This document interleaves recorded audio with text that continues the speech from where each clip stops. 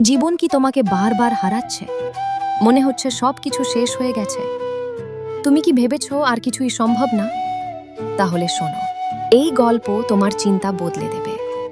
শ্রীকৃষ্ণ, যিনি জন্ম থেকেই লড়াই শুরু করেছিলেন, জন্মের পরই তাকে মৃত্যুর মুখে ঠেলে দেওয়া হয়েছিল।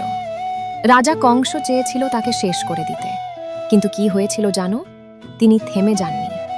ছোট্ট বয়সেই তিনি শিখেছিলেন ভয়কে হারাতে হয়। একের পর এক বিপদ এসেছে, পুতনা, কালীয় নাগ, কিন্তু কৃষ্ণ কখনো পিছিয়ে যাননি, কারণ তিনি জানতেন ভয়কে জিততে দিলে জীবন হারাবে। আজ তুমি যে সমস্যার মধ্যে আছো, সেটা তোমাকে ভাঙার জন্য না, সেটা তোমাকে শক্ত করার জন্য।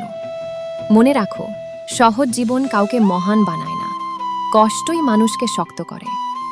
কুরুক্ষেত্রের যুদ্ধের সময় অর্জুন ভেঙে পড়েছিল। সে বলেছিল, আমি লড়ব না, আমি পারব না। তখন শ্রীকৃষ্ণ বলেছিলেন, কর্ম করো, ফলের চিন্তা করো না।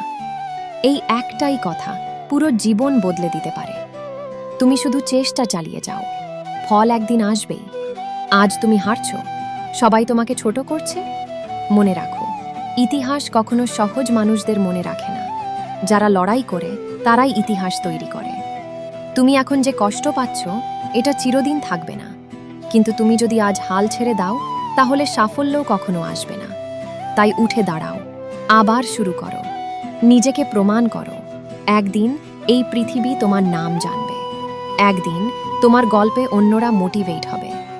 মনে রাখো, তুমি হারোনি, তুমি শুধু এখনো জেতনি। বন্ধুরা, ভিডিওটা কেমন লাগলো কমেন্টে তোমাদের মতামত জানাও, আর এমন মোটিভেশনাল ভিডিও পেতে চ্যানেলটা এখনই সাবস্ক্রাইব করে দাও।